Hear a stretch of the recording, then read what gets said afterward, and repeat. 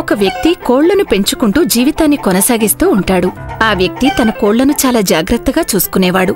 కాని ఆ కోళ్లన్నిటిలో అతనికి ఒక కోడంటే చాలా చాలా ఇష్టం. అందుకే అతను దాన్ని కొంచెం ఎక్కువ జాగ్రత్తగా చూసుకునేవాడు. అతనికొక కోళ్ల ఫారం ఉంది. ప్రతిరోజులాగా ఆ రోజు కూడా ఆ వ్యక్తి తన ఫారంకి వచ్చాడు. కాని కోడి పెట్టిన గుడ్డును చూసి ఆశ్చర్యపోతాడు. అరే, ఇదేంటి? ఇది బంగారు గుడ్డులా ఉంది. అవును, ఇది బంగారు గుడ్డే. అరే, నాకు అదృష్టం కలిసొచ్చింది. నేనిప్పుడు ధనవంతుడైపోతాను. ఇక ఇంటికి వెళ్లి వేడుకొచ్చేసుకుంటాను. బంగారు గుడ్డు దక్కిన వెంటనే అతను ఇంట్లో అవసరమైన వస్తువులన్నీ కొనటం మొదలుపెట్టాడు. ప్రతిరోజు బంగారు గుడ్డు దక్కడంతో అతను ధనవంతుడయ్యాడు. కాని ఇప్పుడు అతను ఇంకా పెద్ద ధనవంతుడవ్వాలని కలలు కంటాడు. ఇలా అయితే నేను ఏదో ఒక రోజు నగరంలోని అందరికంటే గొప్ప షావుకారునైపోతాను. ఇక బజారుకి వెళ్లి కావలసిన వస్తువులు తీసుకువస్తాను. ఆ గుడ్లను అమ్మి అతనిప్పుడు చాలా పెద్ద ధనవంతుడైపోయాడు. అతను కొత్త ఇల్లు కొనుక్కున్నాడు. కాని అతను ఇంకా గొప్ప ధనవంతుడవ్వాలనే అతని కోరిక కారణంగా అతనికి అత్యాశ పెరుగుతూ పోయింది. ఇప్పుడు నేను నాకు అవసరమైన వస్తువులన్నీ కొనేసుకున్నాను. కాని నేను అందరికంటే ఇంకా గొప్ప ధనవంతుడై తీరాలి. అయితే రోజుకి ఒక గుడ్డు తీసుకోవడానికి బదులు నేను అన్ని గుడ్లు ఒకేసారి తీసేసుకుంటే ఎలా ఉంటుంది? అందరికంటే ధనవంతుడవ్వాలనే కలలు కనీ కనీ ఆ వ్యక్తి పడుకుంటాడు. పొద్దున్నే లేచి ఆ వ్యక్తి కోడిని చూడ్డానికి సరాసరి ఫారంకి వెళ్తాడు. ఈ రోజు కూడా ఒక్క గుడ్డేనా? ఇలా అయితే నేను త్వరగా గొప్ప ధనవంతుడిని అవ్వలేను. అయితే నేను ఒక పని చేస్తాను. మొత్తం గుడ్లన్నీ ఒకేసారి తీసేస్తాను. దీనితో మొత్తం బంగారు గుడ్లన్నీ నాకు ఒకేసారి దక్కుతాయి. దీనికోసం నేను కోడి పొట్ట కోయాల్సి ఉంటుంది. ఈ విధంగా బంగారు గుడ్ల మీద ఆశతో ఆ వ్యక్తి కోడి కడుపును కోసేస్తాడు. అరే, ఇదేంటి? ఇక్కడ ఒక్క బంగారు గుడ్డు కూడా లేదు. అయ్యో భగవంతుడా, ఏంటి నేను చేసిన పని? నా అత్యాశతో నాకు నేనే నష్టం కలిగించుకున్నాను. కాబట్టి ఈ కథ ద్వారా మనకు తెలిసిన నీతేమిటి? దురాశ దుఃఖానికి చేటు అని. కుల్ఫీలు తీసుకోండి. కుల్ఫీలు, మేగడ కుల్ఫీ, కుంకుమ పువ్వు కుల్ఫీ, పిస్తా బాదం కుల్ఫీ. జగన్ కుల్ఫీలు అమ్ముకునేవాడు. తను అటూ ఇటూ తిరిగి కుల్ఫీలు అమ్మేవాడు. ఆ కుల్ఫీలు అన్నింటినీ తన భార్య జయ తయారు చేస్తూ ఉండేది. జగన్ కుటుంబం సంతోషంగా ఉన్న చిన్న కుటుంబం. జగన్ కొడుకు నందు ఒక ప్రభుత్వ స్కూల్లో చదువుకునేవాడు. జగన్ ఇంకా తన భార్యకి ఒక కోరిక ఉండేది. వాళ్ల అబ్బాయి ఒక పెద్ద ఇంగ్లీష్ మీడియం స్కూల్లో చదువుకోవాలని. అసలు మన కల ఎప్పటికి నెరవేరుతుంది చెప్పండి? నందు ఇంగ్లీష్ మీడియం స్కూల్లో చదువుకుంటాడా? చదువుకుంటాడు, తప్పకుండా చదువుకుంటాడు. నువ్వు ఆ భగవంతుడిపైన నమ్మకం ఉంచు. జగన్ తన అబ్బాయి నందుకి ఎప్పుడూ మంచి మాటలు నేర్పించేవాడు. నాన్నా, మన దగ్గర పెద్ద ఇల్లు, డబ్బు, కార్లు లాంటివి ఎందుకు లేవు? ఎందుకు పేదవాళ్ళలా ఉన్నాం? ఎందుకంటే ఇది ఆ భగవంతుడి ఆజ్ఞ కాబట్టి. అయితే ఇది తప్పు కదా? ఆ భగవంతుడు మనకు అన్నీ ఎందుకు ఇవ్వడం లేదు? సమయం వచ్చినప్పుడు మనకి కూడా అన్ని వస్తువులు వచ్చేస్తాయి. అప్పటిదాకా నువ్వు కుల్ఫీ తిను. ఒకరోజు జగన్ ఒక పార్క్ దగ్గర కుల్ఫీలు అమ్ముకుంటున్నాడు. కుల్ఫీలు తీసుకోండి. కుల్ఫీలు, మేగడ కుల్ఫీ, కుంకుమ పువ్వు కుల్ఫీ, పిస్తా బాదం కుల్ఫీ. అంకుల్, ఒక మేగడ కుల్ఫీ ఇవ్వండి. నాకు పిస్తా కుల్ఫీ ఇవ్వండి. తీసుకోండి పిల్లలు.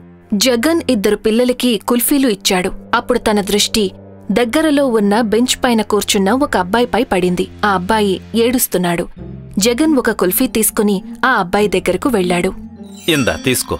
ఆ పిల్లాడు ఏడు పాపేశాడు. జగన్ దగ్గర కుల్ఫీ తీసుకున్నాడు. నా దగ్గర డబ్బులు లేవు. ఏం పర్వాలేదులే. సరే, ఒక మాట చెప్పు, నువ్వెందుకు ఏడుస్తున్నావు? నేను మళ్ళీ ఫెయిల్ అయిపోయాను. ఇప్పుడు నన్ను అమ్మ నాన్న కొడతారు. ఏం పర్వాలేదు.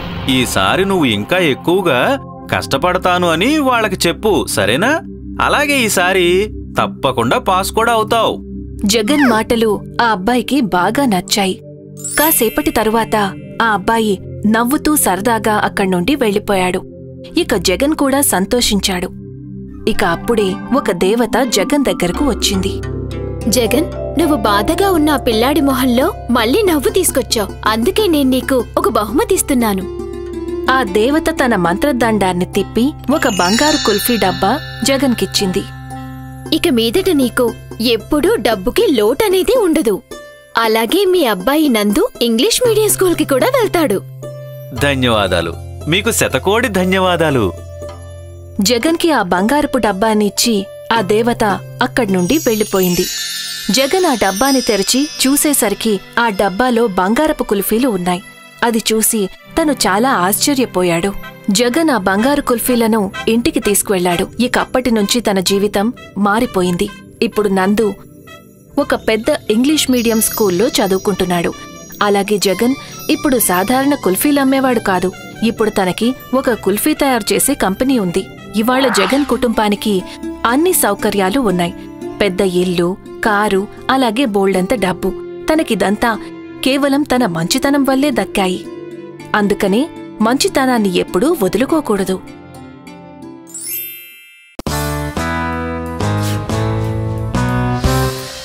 ఇవాల్టి మన కథ జీవన్ వాళ్ల కుటుంబం గురించి. జీవన్ అంటే ప్రాణాలిచ్చే తల్లి గాయత్రి, భార్య మీనా, ఇంకా కూతురు ఖుషి. వాళ్ల కుటుంబం చాలా హాయిగా ఉంది. ఎందుకంటే గాయత్రి ఇంకా మీనా కుల్ఫీలు తయారు చేసేవాళ్లు. మరి జీవన్ వాటిని అమ్ముతూ ఉండేవాడు. కుల్ఫీలు, రుచికరమైన కుల్ఫీలు, వెన్నతో చేసిన కుల్ఫీలు, కేసర్ కుల్ఫీ, పిస్తా కుల్ఫీ, కుల్ఫీలు తీసుకోండి. కుల్ఫీ. అంకుల్, ఒక మలై కుల్ఫీ ఇవ్వరా? తీసుకో బాబు, 2 రూపాయలు ఇవ్వు. ఈ విధంగా జీవన్ రోజంతా తిరుగుతూ మొత్తం అన్ని కుల్ఫీలను అమ్ముకొని వచ్చేవాడు. ఒకరోజు ఏం జరిగిందంటే జీవన్ ఖుషీతో పాటు బజార్లో తిరుగుతున్నాడు. నాన్న, నాకా గులాబీ రంగు గాజులు కావాలి. పద, వెళ్ళి తీసుకుందాం తల్లి. జీవన్ ఇంకా ఖుషి ఆ గాజుల కొట్టువైపు వెళ్తుండగా అప్పుడే కోపం మీద ఉన్న ఒక ఎద్దు వాళ్ల వైపుకి వచ్చేసింది. బజార్లో మొత్తం అందరూ భయపడి పారిపోతున్నారు. జీవన్ ఆ ఎద్దుని చూశాడు. ఇక వెంటనే ఖుషీని ముందుకు తోశాడు. ఆ ఎద్దు జీవన్ని కాళ్లతో కుమ్మేసింది. జీవన్ని ఆస్పత్రికి తీసుకువెళ్లారు. అక్కడ తన కుటుంబం అంతా చాలా బాధపడింది. నాకు తెలిసి ఇతను జీవితంలో మళ్లీ నడవలేరు. డాక్టర్ చెప్పిన మాట విని జీవన్ కుటుంబం ఇంకా దుఃఖంలో మునిగిపోయింది. నెల రోజుల తరువాత జీవన్ ఇంటికి చేరుకున్నాడు. ఇప్పుడు మన ఇల్లు ఎలా గడుస్తుంది? నేను ఏదో ఒక పని వెతుక్కోవలసిందే. ఇక మీదట మీరు ఎలా పని చేయగలరు? మరి ఏదో ఒక పని ఖచ్చితంగా చెయ్యాలి కదా. నేనేమనుకున్నానంటే ఒకవేళ ఎవరో ఒకరు పని చేయాల్సిందే అంటే అదేదో నేనే చేద్దామని. అమ్మ, వద్దొద్దు. నేనుండగా మీరు పని చెయ్యడమేంటి? అత్తయ్య గారు, మీకు కూడా ఒంట్లో బాగుండట్లేదు కదా. ఈ ఇంట్లో నేను ఒక్కదాన్నే కాస్త ఆరోగ్యంగా ఉన్నాను కాబట్టి నేను పనికి వెళ్తేనే మంచిది. కానీ నువ్వు ఏ పని చేయగలవు? అదే మీరు చేసే పనే. మీనా, కుల్ఫీల బుట్టని తల మీద పెట్టుకుని ఊరంతా తిరగడం అంత సులువైన పని కాదు. పైగా నువ్వొక ఆడదానివి.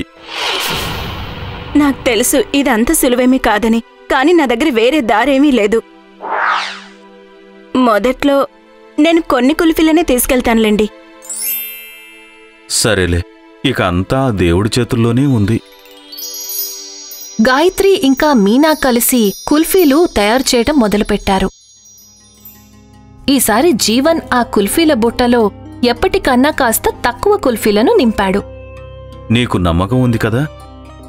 మీనా అవునని చెప్పి ఆ బుట్టని తీసుకుని బయలుదేరింది. కుల్ఫీ, రుచికరమైన కుల్ఫీ, వెన్న, కేసర్, పిస్తా. అరే భలే భలే కుల్ఫీ! పిల్లలు మీనా వైపుకి పరిగెత్తారు. నాకు మలై కుల్ఫీ కావాలి. నాకు కేసర్. మీనా ఒక్కొక్కటి చొప్పున పిల్లలందరికీ కుల్ఫీలనిచ్చింది. తను అలా ముందుకి వెళ్తూ ఉంది, కుల్ఫీలను అమ్ముతూ ఉంది. సాయంత్రానికి తన కాళ్లల్లో చాలా నొప్పులొచ్చాయి. నాకు కాళ్లలో చాలా నొప్పిగా ఉంది. పాపం ఈయన ఇదంతా ఎలా చేసేవారో ఏంటో. మీనా నడుచుకుంటూ ఇంటికి చేరుకుంది. అత్తయ్య గారు, ఇవి తీసుకోండి. ఇవాల్టి నా మొదటి సంపాదన. గాయత్రి ఆ డబ్బుని దేవుడి దగ్గర ఉంచింది. రా వచ్చి కూర్చో. మీనా జీవన్ పక్కనే కూర్చుంది. ఇక జీవన్ మీనా కాళ్ళని తన ఒళ్ళో పెట్టుకుని వాటిని పట్టటం మొదలుపెట్టాడు. అయ్యయ్యో, ఇది అసలు మీరేం చేస్తున్నారు? రోజంతా తిరిగేసరికి కాళ్ళు నొప్పులొచ్చుంటాయి కదా, అందుకే కాళ్ళు పడుతున్నాను. కానీ మీరలా చేయకండి, నాకు పాపం చుట్టుకుంటుంది. మాట్లాడద్దు, అస్సలు మాట్లాడద్దు. జీవన్ మీనా మాటల్ని అస్సలు పట్టించుకోలేదు. అలాగే తన కాళ్ళని పడుతూనే ఉన్నాడు. ఇక గాయత్రి ఇదంతా చూసి సంతోషపడింది. భగవంతుడా, మీకు శతకోటి కృతజ్ఞతలు. నాకు ఇలాంటి కొడుకుని కోడల్ని ఇచ్చినందుకు. ఇలాంటి కష్టకాలంలో వీళ్ళు ఒకరికొకరు సహాయం చేసుకుంటున్నారు. ఇక మీనా రోజూ కుల్ఫీలని అమ్మే పనిని కొనసాగించింది. గాయత్రి ఇంటి పనులను చూసుకునేది. ఈ విధంగా జీవన్కి అంత పెద్ద దుర్ఘటన జరిగిన తర్వాత కూడా తన కుటుంబం ఎప్పుడూ తనతో పాటే ఉంది. అలాగే తన జీవితం ఇంకా ఘోరంగా మారిపోకుండా ఆదుకుంది. మరి పిల్లలు, ఈ కథ నుండి మనం ఏం నేర్చుకున్నామంటే, కష్టం వచ్చినప్పుడు సొంత వాళ్లే ఆదుకుంటారు.